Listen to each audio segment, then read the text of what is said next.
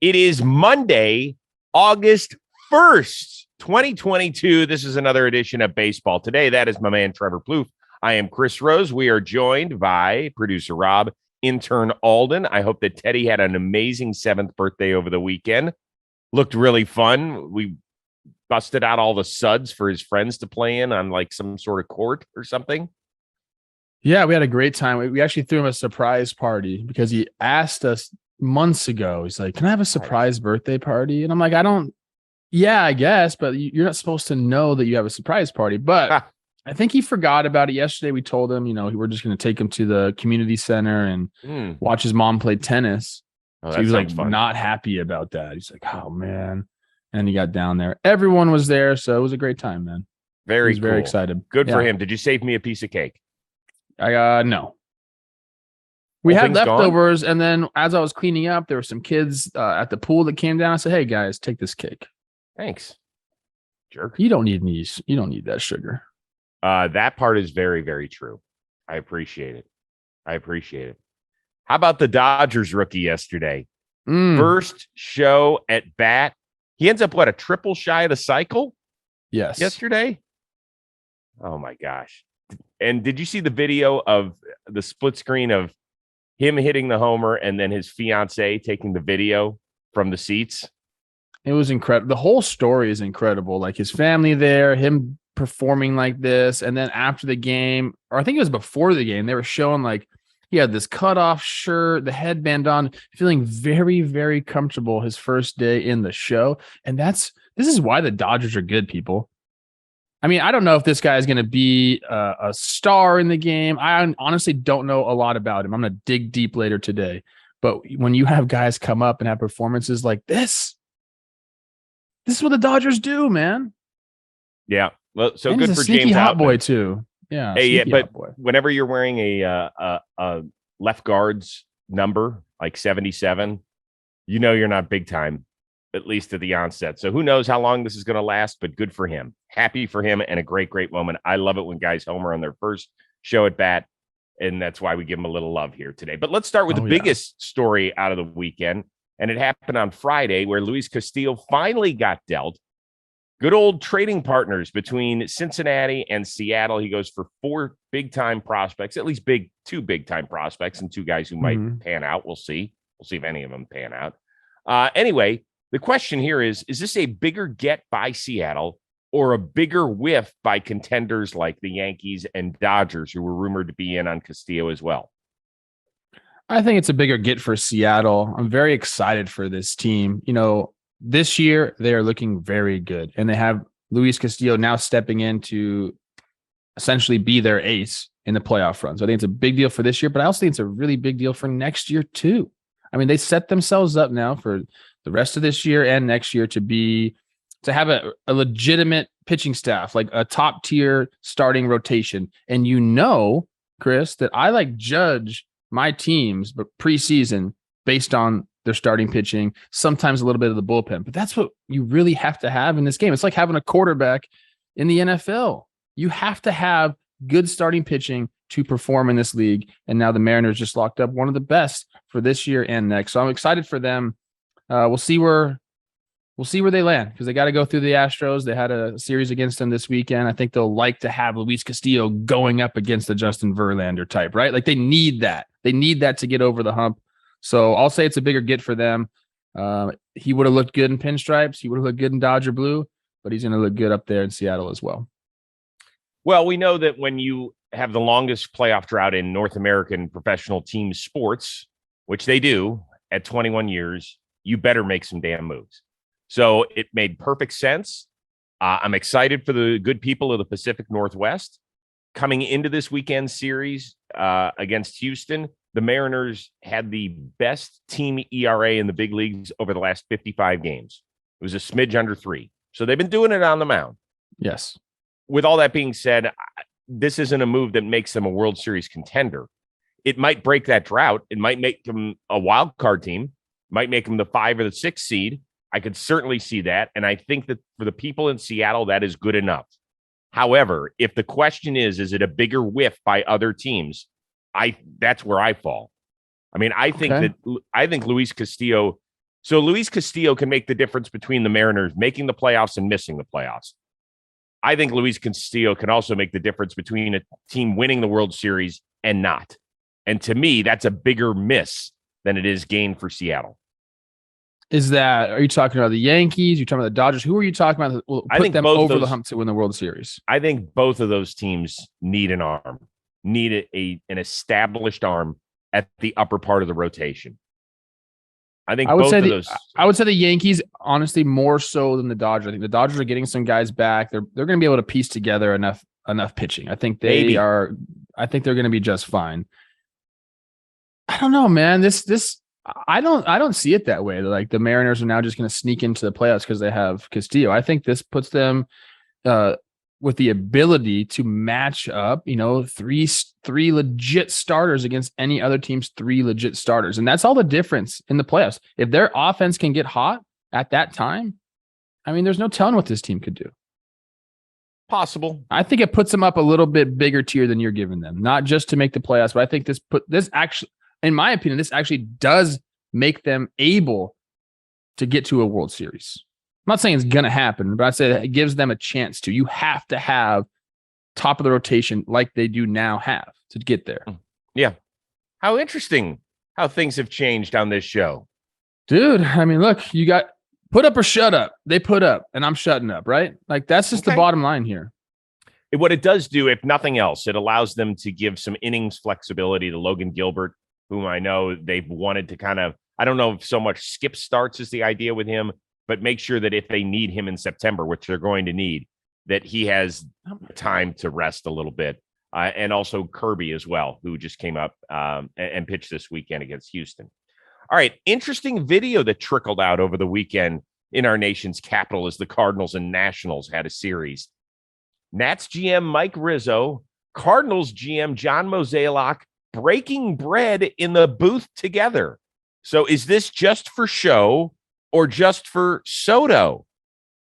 I like that. I think this is for Soto. I mean, at least they're discussing it. They could have said, hey, let's talk about our, families as well, or your golf game, whatever you have but this was definitely about Soto. And from all accounts, it's them and the Padres are kind of the front runners. That's what everyone's saying. I think the Cardinals have the best shot to land him. I think he looked really good there in St. Louis. I know that Rizzo came out and said, basically, if we don't get our standards met, we'll just keep Juan Soto, which kind of seems unfair to him. I thought about that, thought about saying that, but then I realized how much money they've offered him. So I guess you can't say it's unfair. But once you say you're going to trade someone, that guy's head's not going to be in Washington. He wants to get out of there now. So, yeah, I think it's semi-unfair. I'll give him that to say that and then not trade him. But this seems like they for sure were talking about Juan Soto here. What else would they be talking about? And then they end up seeing themselves being broadcasted. There's a little chuckle there. I thought that was pretty funny. They wanted to be seen, right? Yes. They were just sitting there in front. Yes. Right there. There was a window. Go in the back room or something. When was the last time you saw two GMs just chilling together during a game? Never. That never happens. That never happens. Not on blast like that. That's what I'm saying. Mm-hmm. Maybe behind closed doors, but they were out there putting it so they wanted it to be seen. They wanted it to be seen. None of the actual Juan Soto discussion happened there because you know what? We have the best lip reader in the business as our boss. So that was not going to happen. It wasn't going to be so who do you want for Juan Soto? That's not. Maybe the deal's done already and they were just enjoying pleasantries. I'm sure that's exactly how it went. What if there was a little champagne glass? Yeah. Now, I suppose my question is Preller watching that game and is he texting Rizzo, why are you out on another date? You're supposed to be talking to me right now. Do I see you with another GM? I like that. A jealous Preller. That's pretty good. What's he going to do now? What's he going to do now to get Rizzo's attention? I think it's a brilliant move by Rizzo to do this. Exactly. What if he was listen, I'm not going to take your prospects. I want Preller's prospects. So why don't you come meet me out here? Let's be on TV so I can get some more out of him. Maybe that's what happened. Right. These guys are smart. And maybe if you need a bullpen arm, we can work on that. Yeah, just something smaller on the side. All right, so we've got a little bit more than 24 hours till the trade deadline. Is Soto a national or not? I honestly don't believe he will be a national. I think he's going to get Me traded. too. I And by the way, really do. listen, we all wanted more action this weekend than we got on the trade front. It's going to happen in the last 24 hours. It just, that's what it's boiled down to the last couple of years. Like, it's been very slow. And then boom, then it's like a 1-day sale. Everything must go. So that's how it's going to play out. And I can't wait. I bet you that while I'm traveling today, that there will be some sort of trade. Probably. Okay. There's a lot of names out there that are iffy. And I think, Passan is saying that Soto is holding up the market. I don't really believe that. I think there's just a lot of names that teams are like, yeah, we'll put you out there. Say you're kind of available. We're going to ask a very high price and we'll see if it gets met. I'm talking about like Rodón. The qualifying offers really changed everything. Yep. Rodón, he's on the block, but if a team is not going to give, what they want, okay, fine. We'll just get the qualifying offer for him. So I think that's kind of what's holding everything up is these like Plesac and Rodón and all these names. Like, those are very enticing names. Now, what's the package to get them? What's it going to take to pry them from their team? I think that's what's kind of holding everything up because, on both sides, like if you have the player that is you're dangling in front of everyone, you want a maximum return. If you're trying to go get the player, you want to give up the least amount for him. And these GMs are just like in this chess match right now. But you're right, Chris. As we come down and we're within 24 hours or whatever, things are going to start to get nutty. Yeah, it's going to get hot. Speaking of Rodón, he made what might have been his final Giants appearance last night on Sunday Night Baseball. He was great, pitching shutout ball against the Chicago Cubs. JD Martinez, good solid weekend for him against the Milwaukee Brewers in what might be his final game as a Boston Red Sox. Of course, he has a little more equity with that team, having won a World Series. He's been there for the last 5 seasons. Here he is on what might have been his final game at Fenway. I appreciate everything. I appreciate, the love, just the constant energy every time you come in here. It's something if I do get traded, it's something I'm definitely going to miss, and I admire it. These fans are as hard on me as I am on myself, and, I appreciate everything. So both Boston and San Francisco, a pair of veteran teams that could be dealing some big names before Tuesday's trade deadline. Between those two teams, who is the biggest name that gets moved? I think it's Rodón. I think he's just too good for a team not to go out and get him. If he's available for this postseason run, I understand like the interdivision thing here and the rivalry, but God, he would look good as a Dodger. He really would. And I think the Yankees could use him too. Like those two teams we talked about missing out on Castillo, Montas is out there, but for my money, I go after Rodón, dude. He's the kind of guy you want in the postseason, that attitude, that moxie, that demeanor. Like I just think that he needs to be on a team pitching in October. He's not going to get there with the Giants this year. So I think he's the one. I hope that JD Martinez goes somewhere too. Like I want to see these guys playing in the postseason again. But if for my money, I'm going Rodón. I think he is going to get traded. I think he's too good for a team not to offer a package for him. Totally.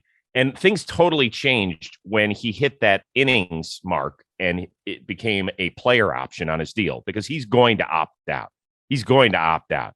So now he becomes a rental. And that means that the price that you're going to have to pay for Carlos Rodón goes down significantly. Look at what starting pitchers who are rentals, what they've garnered in the last several years of the trade deadline. It just hasn't been much. So if you're a team like the Yankees, you have to call on him. You missed out on Luis Castillo. Could you imagine games 1 and 2 with Garrett Cole and Carlos Rodón, and then you go with whomever's hot, whether that's Nestor or somebody else? That's really good. That's why I answered the question the way I did with Castillo going to the Mariners. I think there's other options for the Yankees and for the Dodgers if they want to go do that. First of all, I think the Dodgers need pen help more than they need the starting rotation help. The Yankees, I think, do need a starter, and there's other guys available that are going to be cheaper than a Castillo. Like a Rodón, or a Montas, or a Molly even. So I hope they go get him. That would be electric. All the Yankees fans are giving those blue claps for you in our AMP app right now because they want to see Rodón. Well, yes, and it makes perfect sense. the thing I heard that was kind of interesting this morning was John Paul Morosi over at MLB Network said the Giants and Farhan Zaidi could get really, really interesting here and creative. They could flip Rodon, flip Belt, get big time prospects back. I don't know how big time you'd get on those two, and then use those to go get Juan Soto, which to me made zero sense because if you're going to trade one or both of those guys and bring in Juan Soto, then you're throwing away 2022. And the whole point of trading for Juan Soto right now is you get him for a third bite at the apple, even before he becomes a free agent. So that would make no sense for me. If the Giants, and one other thing to keep in mind here, if the Giants do empty the cupboard, Rodon, Belt, any other veterans that might be on the move, do you know that there's only 7 realistic playoff teams left for 6 spots? I don't like that. I don't Horrible. like that at all. Yeah, it's not good for baseball in the race then. No, it's horrible. I gotta look at the standings and see it's brutal. how accurate that is for you, but I don't like that at all. Well, okay, so I'm taking the Marlins out of the picture. I mean, I suppose they're still in it, but the only teams you've got in the East, there's 3, right? It's New York, Atlanta, Philly. There's 2 in the Central, right?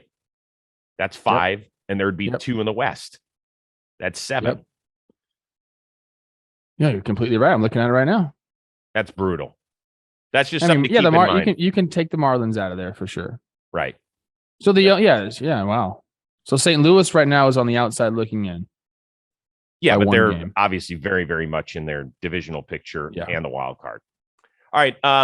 This deal is not final, but it smells like it's really, really close. Joe Musgrove, one of the 3 free agent to be starters in the Padres rotation, will not be free and will not be a free agent.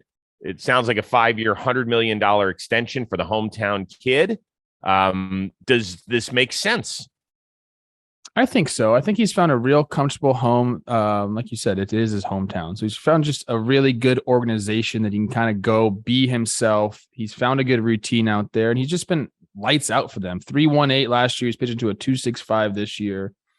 I think it's a really nice extension for him. I think it's very palatable for the Padres. So this team is looking to contend for the next 5-6 years. So it makes sense to lock up a guy that you can say, hey, you're going to be the head of our rotation for the next 5-6 years. I like the move for both sides. Musgrove has continuously talked about how comfortable he feels there and how it's just like been a blessing for him to go to San Diego. So it just matches up. Sometimes the world works out like this, Chris, where you can make both sides happy. He gets the payday. San Diego gets their starter for this long window that they have here. So I love the move.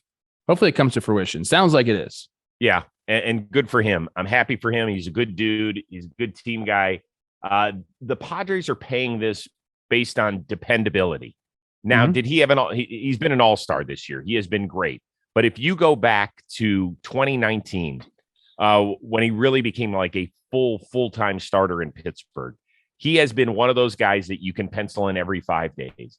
And I know this sounds ridiculous, but you pay for that sometimes when it comes, like, you're not just paying for strikeout numbers. You're not just paying for excellence in a rotation. You are paying for a guy to be able to give you innings.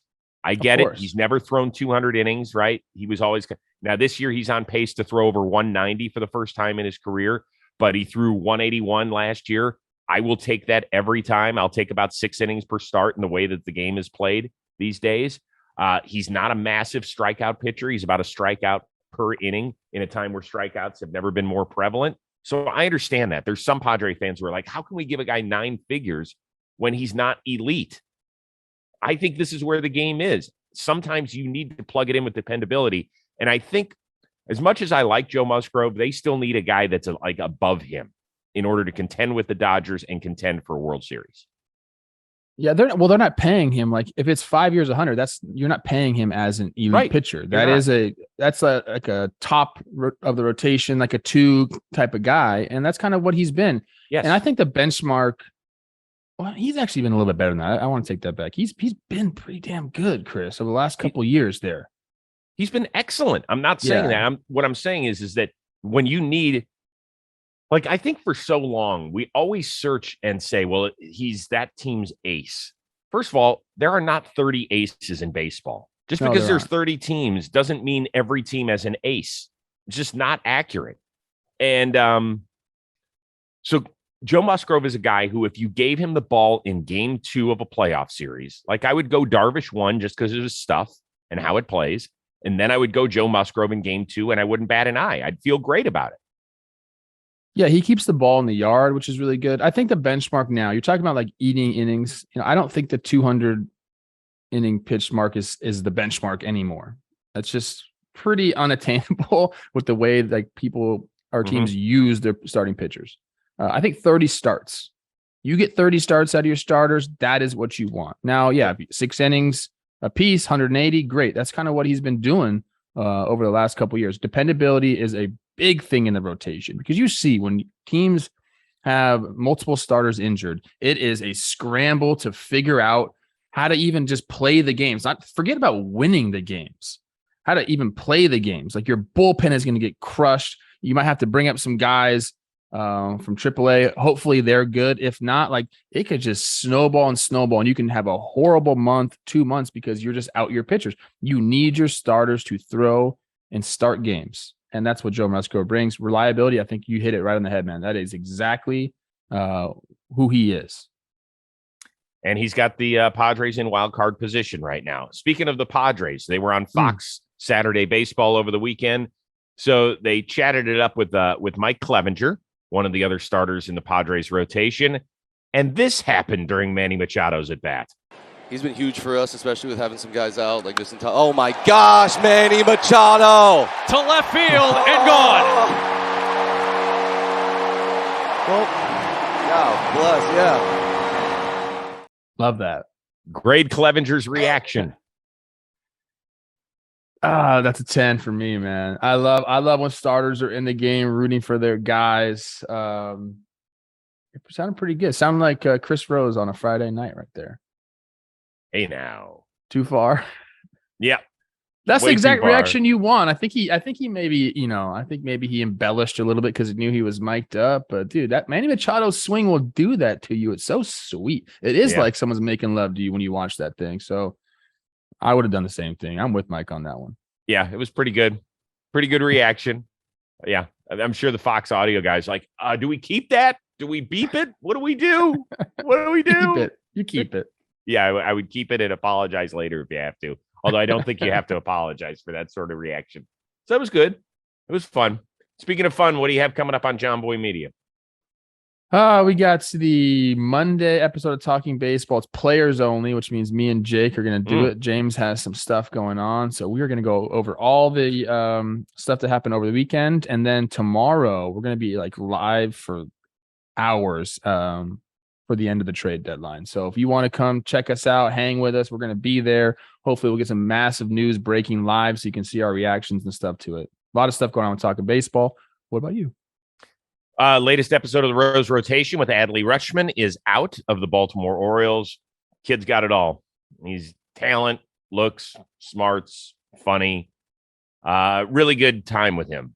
Covered a lot of ground. Everything from his kicking days. He's got an amazing story about a Halloween dress up that he's got. It's okay. Yeah, there's some interesting stuff in there. You know, his family's reaction to him making the bigs and getting his first hit. A lot of really, really good stuff. And then in Cleveland, I will be taping a couple of episodes of the Rose Rotation. I don't want to jinx one of them because I think it'll be controversial at least and interesting at best. Okay. That's interesting. Yeah, it is. It's very interesting. So we'll see. I don't understand. Wait, hold on. What did you just say? It's controversial at least and interesting at best? Yes. So it could be a combination of the two. My head's spinning right now. Yes, you're intrigued, are you not? Yes, you got me intrigued right there. You know, one of my best friends also was a kicker at Oregon State. Really? Yeah. Huh. Okay. A little older, obviously. Adley's a little younger than me. Okay, you don't have to rub it in, but yeah, go Beavs. Yeah. Okay. Yeah, we talk a lot about the tackle that he had on Christian McCaffrey and how much fun he had with that. Pretty good stuff. It's not bad. Stuff. Yeah, it's cool. Was he big like that kicking? What's that? Was he as big back in the day kicking too? He's a big boy. Yeah, he is big boy. He is big boy. Yeah. I mean, I think he just kicked his freshman year. So I imagine he put on a little weight in the Corvallis weight room. Yeah, he did. So there you go. All right, listen, that'll do it for the podcast and the YouTube version of the show. But of course, if you want to join us live, just download the AMP app on your iPhone, and you can see us every day at 11:30 a.m. Eastern, except for today when we went a little early. And we appreciate everybody joining us. So for Trevor Plouffe, our outstanding producer, Robbie Scirocco, our summer intern, Alden Stone, I'm Chris Rose. We'll see you Tuesday, trade deadline day on Baseball Today.